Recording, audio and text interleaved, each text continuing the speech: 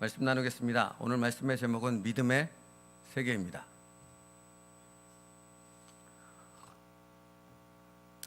사랑하는 성도 여러분, 믿음의 세계로 들어오십시오. 믿음의 세계에 속하지 않으면 구원자이신 예수님을 바로 눈앞에 보고도 이런 의문과 무지함 속에 갇혀 영원한 지옥에 떨어질 수밖에 없습니다. 오늘 본문 24절인데요. 유대인들이 애워싸고 이르되 당신이 언제까지나 우리 마음을 의혹하게 하려 하나이까? 그리스도이면 밝히 말씀하소서 하니. 사랑하는 성도 여러분, 우리는 압니다. 예수님께서 이 땅에 오셔서 계속해서 말씀하시고 표적을 보여주시고 끊임없이 한 가지 주제, 한 가지 목적으로 모든 공생애의 삶을 그 목적을 향해 나아갔지요. 그것이 무엇입니까? 내가 약속되어진 메시아 그리스도이다. 이것을 밝히시는 것이었습니다. 초지일관 그랬습니다. 예수님의 공생애의 모든 것의 공통점을 하나 뽑으라면 예수님께서는 내가 곧 그리스도라, 그리고 그 그리스도이기에 하나님의 나라를 너희에게 알려주러 왔노라. 이게 예수님의 확고부동한 단 한 가지의 메시지였다라는 것입니다. 그런데 그것을 끊임없이 보고 들었던 유대인들이 뭐라고 말합니까? 당신은 언제까지나 우리 마음을 의혹하게 하려 하나이까? 그리스도이면 밝히 말씀하소서. 여러분, 예수님께서 오셨고 예수님께서 직접 그리스도임을 밝히셨음에도 불구하고 그들은 끊임없는 의문과 무지함 속에 갇혀 있었다라는 것이지요. 그러면 이들은 어째서 이것을 깨닫지 못했던 것일까요? 약속된 예수 그리스도께서 바로 눈앞에서 복음을 선포하고 하나님의 나라를 말씀하고 그리스도임을 밝히셨음에도 불구하고 그들은 어째서 이를 알지 못했는가? 바로 이러한 이유 때문에 그렇습니다. 그들의 마음에는 이런 생각이 있었습니다. 나사렛에서 무슨 선한 것이 날 수 있겠어? 약속된 메시아는 베들레헴인데, 예수는 내가 알기로 나사렛에서 태어났다면서 라고 생각하는 거죠. 내가 예수의 아버지를 알고 어머니를 알고 그의 직업을 알고 그의 형제들과 가족들을 모두 다 아는데 어떻게 그런 사람이 메시아가 될 수 있겠어? 그리고 예수를 어디를 봐도 정치적인 수완을 갖고 있지 않고 군사력을 휘두를 수 있는 그런 엄청난 지도력을 갖고 있지 않잖아. 어떻게 로마의 압제로부터 우리 민족을 구원할 수 있겠어? 라고 생각했습니다. 여러분, 이게 뭔가요? 지금 말씀드린 유대인의 이 생각이 이게 뭐예요? 틀이에요, 틀. 자기가 가진 틀. 여러분, 예수를 믿지 않는 사람들에게 왜 예수를 믿지 않습니까? 물으면 그들은 여러 가지로 대답을 할 것입니다. 그런데 그들이 예수를 믿지 않는 근본적인 이유는 그들이 가진 틀이 예수를 거부하기 때문에 그런 것입니다. 예수님을 거부할 수밖에 없었던 유대인의 틀이 바로 이런 것입니다. 예전에 어떤 학자가 있었습니다. 이 사람은 성경을 많이 읽었음에도 불구하고 예수님을 믿지 않고 생을 마감했습니다. 그가 생을 마감하기 전에 그에게 물었습니다. 성경을 많이 아시고 기독교에 대해 글을 쓰면서도 왜 믿지는 않으십니까? 라고 물었더니 그분이 이렇게 대답합니다. 왜 예수가 굳이 처녀의 몸에서 태어나야 했나요? 나는 도저히 그것을 납득할 수가 없습니다. 결혼한 여자의 몸에서 남자와 함께 그렇게 태어나서 구세주가 되었을 텐데 어째서 굳이 처녀의 몸에서 태어남으로 이런 황당무계한 일을, 납득할 수 없는 일을 한 것입니까? 그래서 나는 믿지 못하겠습니다. 여러분, 시대를 초월해서 예수님 당시의 유대인들이나 지금 이 시대를 살고 있는 그 학자나 그 모든 사람들이 예수님을 거부할 수밖에 없었던 이유는 자신이 가진 견고한 틀 때문에 그렇다라는 것입니다. 동일하게 하나님에 대한 완강한 자기 틀을 갖고 있었다라는 것입니다. 그런데 여러분, 주목해야 될 것이 있습니다. 그러면 여러분, 믿지 않는 사람들만 그 틀을 가지고 있습니까? 여기에 주목해야 된다고요. 믿지 않는 사람들만, 여기 예배당에 오지 않는 사람들, 그래서 예수님을 믿지 않는다고 말하는 밖에 주일임에도 불구하고 자기의 삶을 살아가고 있는 사람들만 틀을 가지고 있기 때문에 예수 그리스도를 받아들이지 못합니까? 천만에요. 그렇지 않습니다. 여러분, 예수를 믿는다고 예배당에 나오고 교인이라고 하는 사람들도 자기의 틀을 갖고 있어서 그 틀이 예수 그리스도의 말씀을 통한 믿음의 깊은 영적인 세계로 들어가는 것을 끊임없이 막고 있다는 사실입니다. 하나님의 엄청난 은혜가 공동체에 쏟아지는데 그 공동체에 쏟아지는 은혜를 같이 누리지 못하는 그런 일들을 만들어내고 있다는 것입니다.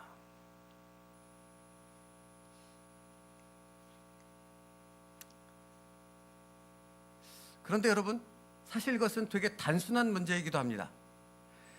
자기의 사고방식과 사고의 틀을 깨어버리면 무에서 유를 창조하시는 하나님이 보이는 거예요. 전지하시고 전능하신 하나님이 보이는 거라고요. 못하실 것이 없습니다. 여러분, 그렇지 않다면 우리가 왜 하나님을 믿습니까? 못하실 것이 없기에 나를 죄에서 구원하실 수 있고, 이렇게 연약한 나임에도 불구하고, 이렇게 부족한 나임에도 불구하고 날마다 쓰러지고 넘어지는 이렇게 정말로 말할 수 없는 무지함 가운데 있는 나임에도 불구하고 그분이 나를 택하여 구원하실 수 있는 것입니다. 그분은 전능하십니다. 그러니까 여러분의 생각을 깨는 순간 뭐가 보이는 거예요? 전능하신 하나님이 보이는 겁니다. 근데 이 보인다라는 의미가 뭔지를 알아야 돼요. 여러분이 그 사고의 틀을 깨고 여러분이 가지고 있는 그 견고한 틀을 하나님의 말씀 앞에 깨트려 버렸을 때 나의 삶을 운행하고 계시고 나를 지금도 붙잡고 계시는 그 놀라우신 하나님의 은혜가, 믿음의 세계가 보이기 시작한다는 것입니다. 하나님은 지금도 역사하십니다. 그런데 나는 그것을 보지 못하고 있다면 하나님이 역사하지 않기 때문이 아니라 내가 어떤 견고한 틀을 갖고 있어서 내 눈을 완전히 막고 있기 때문에 그런 것이라는 것입니다. 여러분, 하나님은 오늘도 말씀하십니다. 내게 말씀하십니다. 그 말씀을 내가 믿음으로 받는다면 나는 믿음의 놀라운 세계에 들어가서 하나님의 영적인 놀라운 은혜들을 오늘도 경험할 수 있게 되겠지만, 그러나 내가 내 틀을 가지고 그것을 걸러내기 시작한다면 나는 졸음밖에 오지 않고 시험밖에는 들 수밖에 없는 것이지요.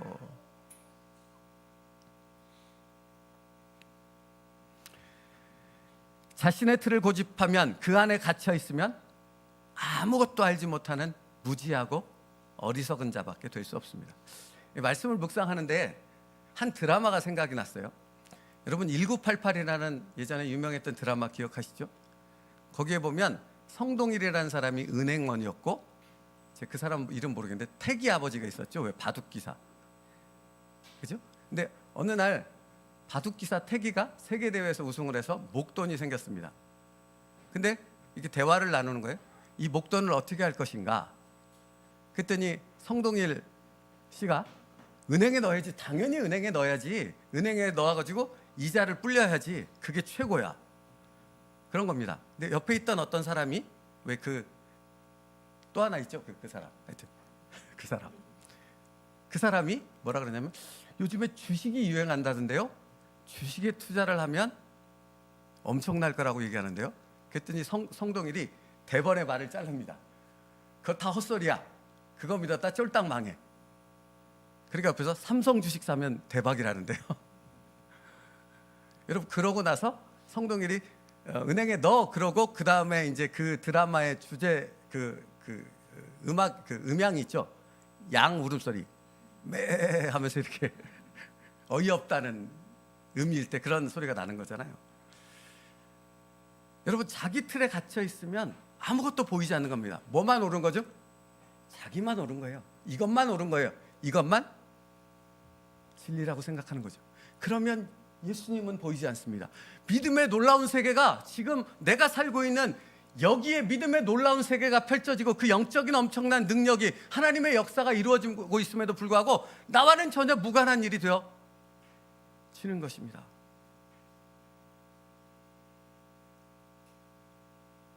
믿음의 세계로 들어올 수 있는 여러분 될 수 있기를 축복합니다.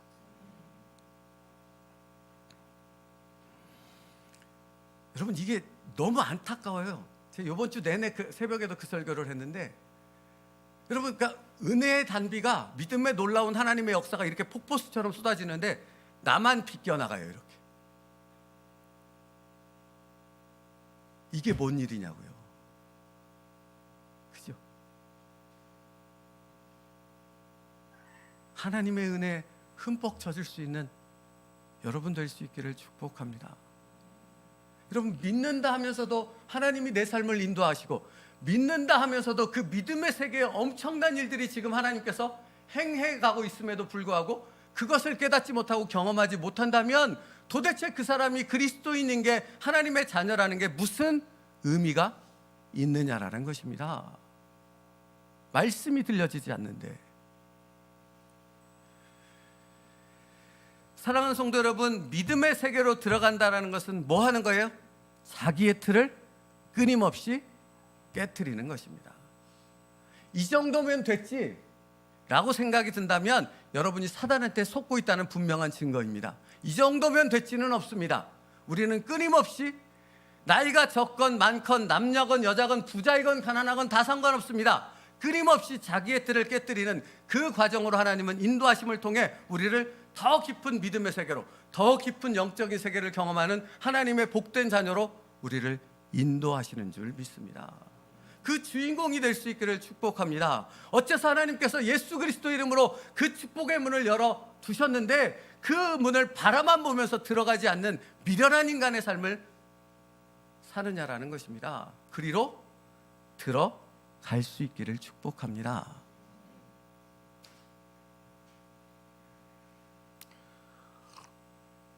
믿음의 세계로 들어간다는 것은 자기의 틀을 깨트리는 것이라 말씀드렸습니다. 또한 믿음은 계속해서 성장하고 확장하는 것입니다. 믿음은 가만히 있지 않다고요. 여러분, 예수 그리스도 이름으로 구원받았으면 그 구원받은 그 믿음이 여기 딱 들어오면 여기서 그냥 그 믿음이 가만 머물러 있습니까? 아니요, 그렇지 않다고요. 믿음은 살아있어요. 계속 자라난다고요. 계속 성장하고 확장한다고요. 믿음의 영역은 여러분의 삶 가운데서 계속 확장해 나간다고요. 그러니까 당연히 무엇을 계속 하겠습니까? 믿음은 여러분의 견고한 사고의 틀을 끊임없이 깨트리는 작업을 계속하는 겁니다. 이것만이 옳아라고 생각했던, 이것만이 믿음이야라고 생각했던 여러분의 신념과 여러분의 생각을 끊임없이 깹니다. 이것이 옳다고 생각했던 것을 끊임없이 깹니다. 여러분, 하나님의 말씀을 들어보십시오. 너희가 마당만 밟을 뿐이라 하는 말씀이 무엇입니까? 뭐에 대한 얘기입니까? 모르십니까, 여러분? 아시죠? 너희가 내 마당만 밟을 뿐이니라 하는 하나님의 그 말씀은 뭐에 대한 말씀이에요? 제사에 대한 말씀이잖아요. 제사도 필요 없어라고 말하는 것 아닙니까, 하나님은? 너희가 그냥 형식적으로 드리는 그 제사, 나는 그 제사 필요 없어, 그 제사 안 받아 라고 말하는 것 아닙니까? 하물며 이 예배가 무슨 의미가 있겠습니까? 여러분이 믿음의 세계로 들어가 하나님 앞에 자기의 뜻을 깨뜨리고 하나님 앞에 온전히 자신을 내어드리는 그 하나님 앞에 진정한 믿음이 없다면 여러분이 여기서 드리는 예배와 찬송과 경배가 도대체 무슨 의미가 있겠냐고요. 여러분의 삶 가운데서 날마다 깨뜨리는 그 순종이 있을 때 여러분의 삶이 하나님이 기뻐 받으시는 진정한 산제사가 되어줄 줄 믿습니다. 그게 믿음의 세계라고요. 여러분, 그러니까 믿음의 세계에 들어온 사람은 주일날 예배당에서 드리는 그 예배에만 목숨 걸지 않습니다. 오히려 더 목숨을 거는 게 무엇인지 아십니까? 이 예배당 밖을 나가 자신의 삶 속에서 믿음의 사람답게 살아가는 그 믿음의 삶에 더 초점을 맞춘다라는 것입니다. 그러니까 그 사람이 돌아가면 그 가정이 바로 교회가 되어지는 거, 그 가정의 안락한 그곳이 바로 하나님이 기뻐하시는 성전이 되어주는 줄 믿습니다. 여러분, 저는 단 한 번도 이 예배당이 성전이라고 표현한 적 없습니다. 여기는 예배당 건물일 뿐입니다. 그러나 믿음의 사람들이 믿음 안에서 하나님 앞에 예배 드리는 곳이라면 그곳은 어디나 다 하나님의 성전입니다. 여러분의 가정을 거룩한 성전으로 만들 수 있는 믿음의 사람 될 수 있기를 축복합니다.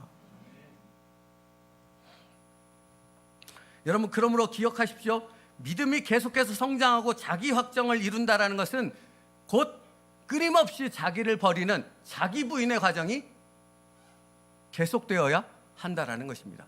어린아이였던 것을 버리고 어제의 것을 버리고 내가 옳다고 생각했던 내 견고한 틀을 끊임없이 버리는 것이 바로 믿음의 세계로 더 깊이 들어가는 하나님의 인도하심에 나를 온전히 의탁하는 것입니다. 그러므로 사랑하는 성도 여러분, 영적인 세계는 버림을 통해 커지는 것입니다. 그냥 가만히 있다고 되어지지 않아요. 자기를 깨뜨림을 통해 영적인 세계는 더 확장되고 성장하게 되어지는 것이라고요. 성경 하나 보겠습니다. 고린도전서 13장 11절이요.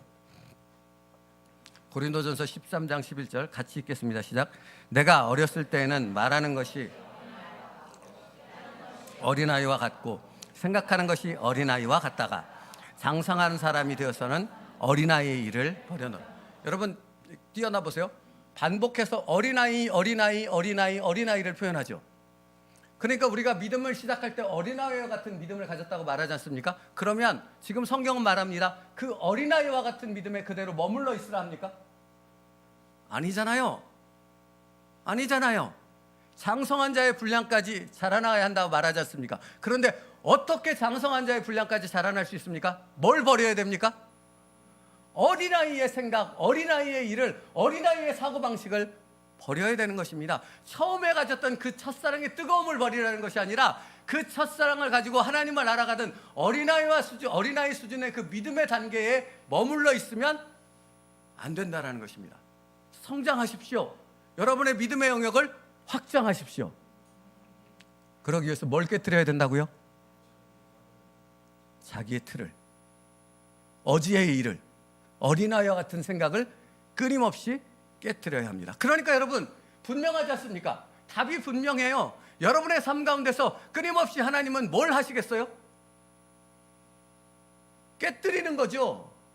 나에게 믿음을 요구하시면서 그 믿음 앞에 나오지 못할 때 그 믿음의 놀라운 세계로 들어올 수 있도록 하나님은 나의 그 모든 것들을 여지없이 깨뜨립니다. 챔버스 목사님의 표현에 의하면 아주 갈아버립니다.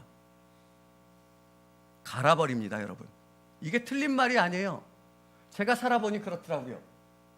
갈아버리시더라고요. 그래야지만 믿음의 세계로 들어올 수 있거든요.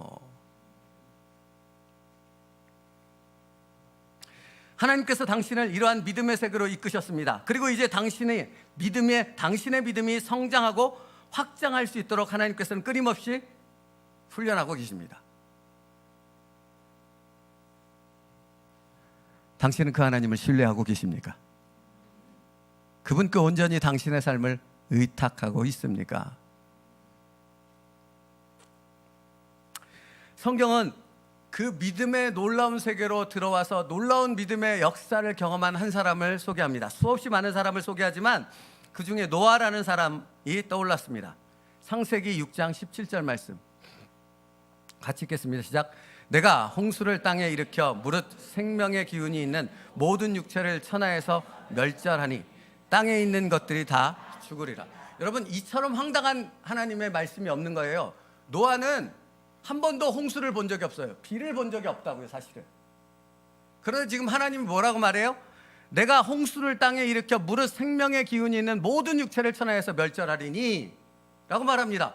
홍수를 본 적이 없는데, 그러니까 이것처럼 황당무계한 말씀이 없는 거예요.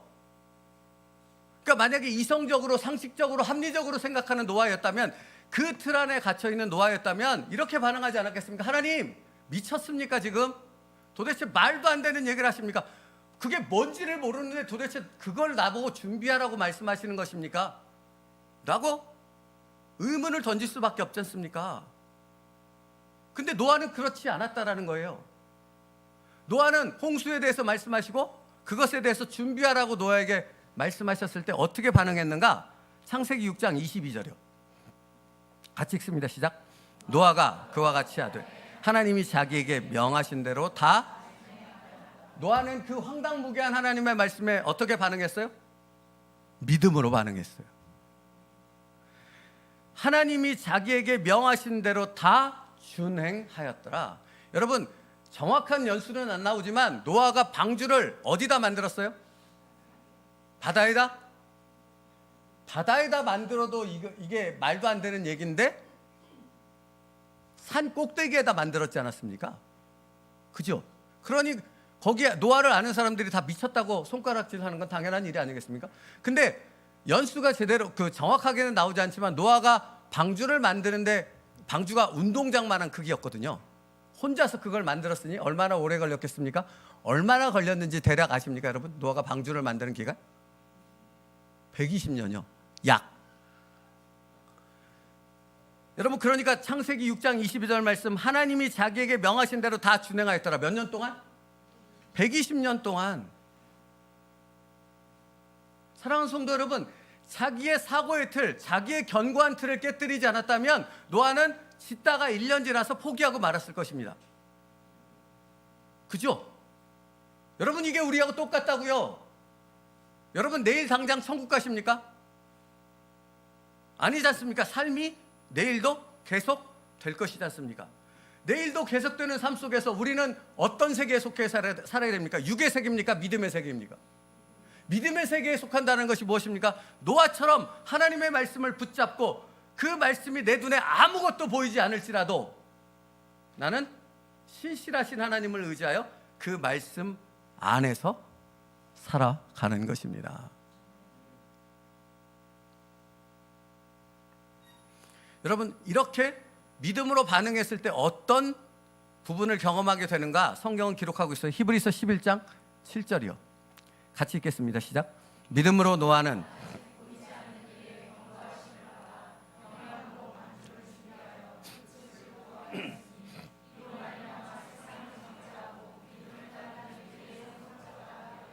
뛰어나 보세요. 여러분 보세요. 믿음으로 노아는 아직 보이지 않는 일에 견고하심을 받아 믿음으로 반응했지요. 그랬더니 노아가 두 가지 놀라운 하나님의 역사를 경험합니다. 첫째, 노아는 노아 자신뿐만 아니라 그의 온 가정을 구원합니다. 여러분, 어떤 분이 저한테 이런 질문을 많이 해요. 목사님, 내 사랑하는 아들이 있고 내 사랑하는 남편이 있고 내 사랑하는 아내가 있고 부모가 있습니다. 그런데 그들이 아직 믿지 않습니다. 어찌해야 될까요? 거기에 답은 한 가지밖에 없습니다. 뭐요? 내가 믿음으로 하나님 앞에 서는 것입니다. 너와 내 집이 구원을 얻으리라. 이게 주님의 약속의 말씀 아닙니까? 그렇지요. 노아는 믿음으로 반응했습니다. 그랬더니 노아의 온 집이, 모든 사람이 죽었습니다. 근데 노아의 가족만 살았습니다. 믿음의 놀라운 세계에 들어오면 이 놀라운 역사를 경험하게 되어지는 거죠. 둘째, 뭐라고 말합니까? 믿음을 따르는 의의 상속자가 되었다라고 말합니다. 노아를 통해 다시 인류의 역사가 시작되었습니다. 여러분, 지금도 하나님의 나라 믿음의 백성들은 다시 또 믿음의 자녀들을 통해 믿음의 놀라운 세계를 경험하는 우리들을 통해 다시 써지고 있는 줄 믿습니다. 그렇다면 여러분, 내가 하나님을 정말로 믿는 믿음의 자녀, 믿음에 속한 자의 삶을 살 때 그 놀라운 역사가 어떻게 써가는지를 볼 수 있다고요. 노아 시대에 노아와 그의 가족 외에는 다른 사람들은 다 모르고 죽었지 않습니까? 그냥. 그죠? 그러나 노아와 노아의 가족은 하나님의 이 놀라운 믿음의 역사를 방주 속에서 경험하지 않았겠습니까?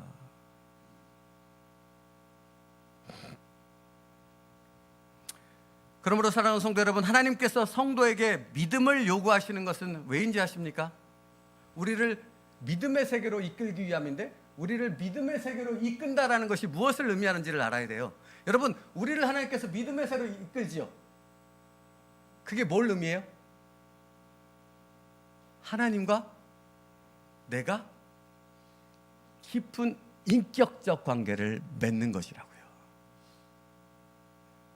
그러니까 믿음의 세계에 들어간다는 것은 단순히 머리로 성경을 알았다라는 것에 있지 않아요. 그렇다면 목사들은 다 믿음으로 충만할게요. 그렇지 않다고요. 그렇지 않다고요. 직분은 아무 의미 없다고요. 뭐가 있어야 돼요? 정말로 믿음의 세계로 들어간다는 것, 그걸 통해서 영이신 하나님과 깊은 인격적 관계를 맺어간다는 것이 무엇인가를 그가 경험하게 되어졌을 때 그가 정말로 믿음의 사람, 진정으로 하나님의 나라를 아는 사람이 될 수 있다고요.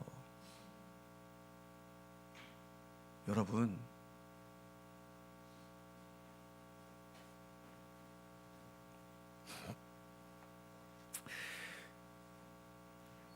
주님은 나의 최고봉에서 챔버스 목사님이 하나님에 대해 믿음으로 반응한다는 것이 무엇인가를 이번 새벽에 전했기에 한번 그 예를 같이 나눠보고자 합니다. 챔버스 목사님이 뭐라고 표현했냐면, 성도들의 삶이라 그랬어요. 성도들의 삶은 명궁수의 손에 있는 활과 화살처럼 하나님의 손에 있습니다. 여러분, 너무 탁월한 표현이지 않습니까? 하나님의 손에 있습니다. 여러분의 삶은. 여러분의 인생은 누구의 손에 있다고요? 하나님의 손에. 그게 성도예요. 그게 성도라고요. 이것을 믿는 것. 성도들의 삶은 명궁수의 손에 있는 활과 화살처럼 하나님의 손에 있습니다. 하나님은 성도들이 볼 수 없는 목표를 향해 조준하고 활을 당기십니다. 뭐라고요? 하나님이 활과 화살인 우리를 이렇게 어떤 목표를 향해 쏜다고요. 그런데 우리는 그 목표를 안다고요, 모른다고요? 볼 수 있다고요, 못 본다고요? 못 본다고요, 모른다고요. 어디로 쏘는지, 목적지가 어딘지 모릅니다. 그러면 여기에 필요한 것이 뭐가 있겠냐고요? 무엇이 필요하겠냐고요? 믿음만 필요한 거예요. 믿음만. 그분이 누구시게? 전능하신 하나님이시기에. 그러니까 그분께 그냥 맡기는 것입니다. 그러면 그 명궁수이신, 여러분, 명궁수라는 것은 쏘면 정확히 맞춘다라는 거 아닙니까? 그죠? 여러분이 그 하나님께 온전히 나를 의탁할 때 하나님께서 쏘신 그 방향을 향해 열심히 달려가서 거기에 꽂히게 되어지는, 그러므로 하나님께서 어떤 목적을 가지고 어디를 향해 쏘셨는지를 그때서 깨닫게 되어지는 엄청난 믿음의 세계를 경험하게 되어진다라는 것입니다. 이게 믿음의 논리요, 신앙의 논리인 것입니다. 그러니까 여러분, 보여주십시오. 보여주면 갈게요. 나에게 계획을 알려주세요. 그러면 순종할게요. 이거만큼 어리석은 생각이 없습니다. 이건 무슨 얘기예요? 내가 하나님을 모른다는 얘기예요. 여러분, 그러니까 아브라함이 갈 바를 알고 갔어요? 알지 못하고 갔어요?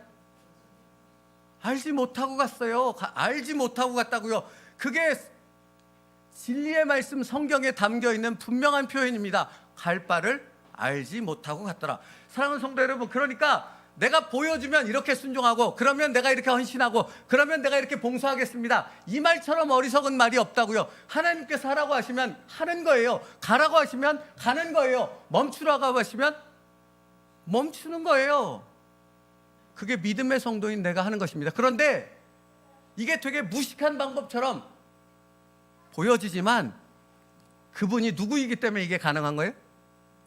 전능하신 하나님이기 때문에 가능한 것이고, 내가 그 전능하신 하나님을 아는 방법은 이거밖에 없는 거예요.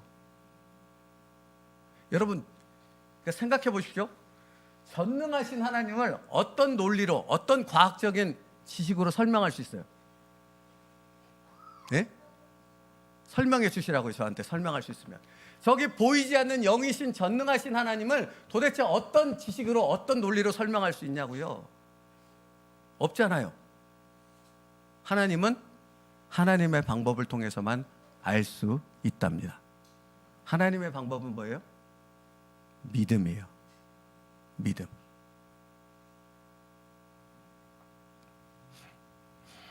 그래서 성경은 하나님께서 명궁수라는 사실을 끊임없이 말씀하세요.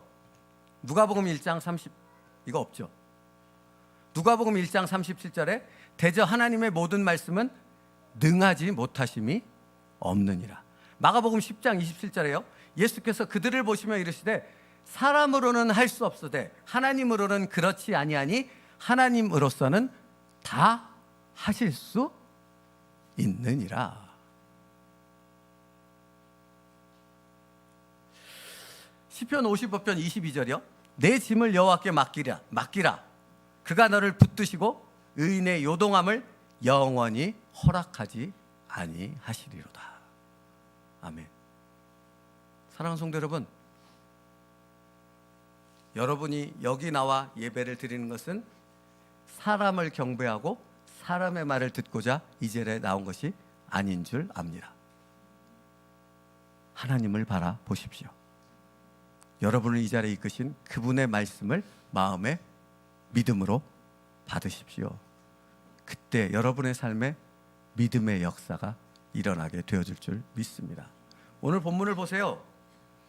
21절 말씀에 어떤 사람은 말하되, 그 앞에 뭐라 그러냐면 유대인들이 귀신 들렸도다. 저 귀신 들린 자가 헛소리 하잖아. 왜 귀신 들린 자 얘기를 들어? 그랬더니 믿음의 사람 어떤 사람이 이렇게 말합니다. 어떤 사람은 말하되 이 말은 귀신 들린 자의 말이 아니라 귀신이 맹인의 눈을 뜨게 할 수 있느냐 하더라. 이 맹인은 어떤 맹인이에요? 날 때부터 맹인이었던 사람. 이 맹인이 바리새인들에게 말하지 않습니까? 날 때부터 맹인이었던 사람을 고칠 수 있는 분은 딱 한 분밖에 없다. 누구?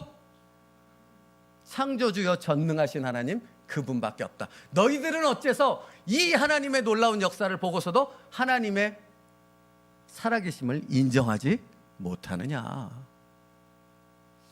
이렇게 선포할 수 있는 여러분이 될 수 있기를 축복합니다. 믿음의 사람만이 할 수 있는 거거든요. 믿음의 세계에 속한 사람만이 이렇게 선포할 수 있는 것이거든요. 그러므로 사랑하는 성도 여러분, 믿음의 인내를 요구하실 그때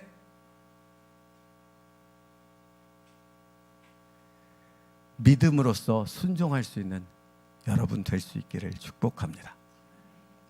그 인내의 과정을 통해 나는 하나님을 보게 되는 것입니다. 하나님과 깊은 인격적 관계를 맺어 이전에 경험해보지 못한 하나님의 놀라운 영적 관계를 맺어갈 수 있게 되는 것입니다.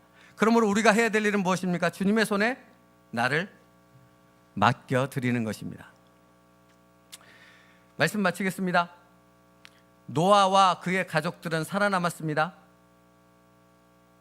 그럴 수 있었던 것은 노아가 믿음으로 반응했기 때문에 그렇습니다. 사도행전 16장 31절에 이르되 주 예수를 믿으라. 그리하면 너와 내 집이 구원을 받으리라. 노아에게 경험케 하신 그 믿음의 역사는 지금도 계속되고 있다는 사실을 성경은 우리에게 말씀하고 있는 것입니다. 그러므로 여러분, 문제는 나에게 있습니다. 내가 그 믿음의 세계로 한 걸음 한 걸음 들어갈 수 있느냐에 달려 있습니다.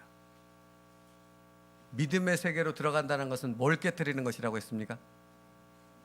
자기의 틀을 깨트리는, 자기의 사고의 틀을 깨트리는 것입니다.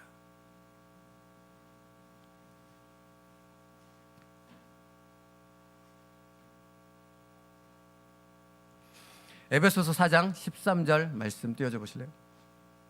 이 말씀 읽고 말씀을 정리하고자 합니다. 같이 읽겠습니다. 시작. 우리가 다 하나님의 아들을 믿는 것과 아는 일에 하나가 되어 온전한 사람을 이루어 그리스도의 장성한 분량 충만할 때까지 이르리니. 15절이요. 같이요. 시작. 오직 사랑 안에서 참된 것을 하여 범사에 그에게까지 자랄지라. 그는 머리니 곧 그리스도니라.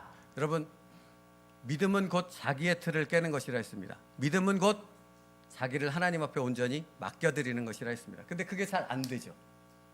그게 잘 안 되죠. 그죠? 그게 되게 하는 방법을 지금 에베소서 4장은 말씀하고 있어요. 그게 뭡니까? 예수 그리스도의 십자가의 사랑. 하나님의 그 한없는 사랑을, 그 사랑 앞에 나아가시라고요. 그러면 거기서부터 믿음의 놀라운 역사가 시작되는 것입니다.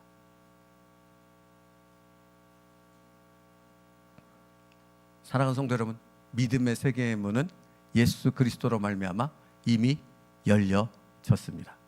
이제 남은 것은 우리가 믿음으로 그 안으로 들어가는 일만 남았습니다.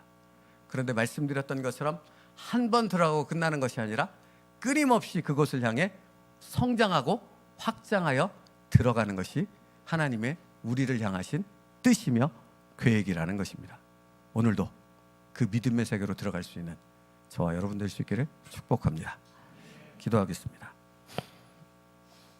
믿음으로 아브라함은 부르심을 받았을 때 순종하여 장래 유업으로 받을 땅에 나아갈새 갈 바를 알지 못하고 나아갔으며, 살아계신 하나님, 우리의 삶을 인도하시는 하나님은 아브라함을 인도하셨던 동일한 하나님이심을 믿습니다. 그러므로 아버지 하나님, 갈 바를 알지 못하고 나아가야 되는 믿음을 요구하시는 하나님의 물음 앞에 믿음으로써 화답할 수 있는 여기 세움누리교회 모든 성도들 되게 하여 주시옵소서. 그래서 그 놀라운 믿음의 세계로 들어감을 통해 하나님께서 역사하시는 그 놀라운 역사를 오늘도 경험할 수 있는 믿음의 축복을 받은 사람들 되게 하여 주시옵소서. 예수님의 이름으로 기도 올리옵나이다. 아멘.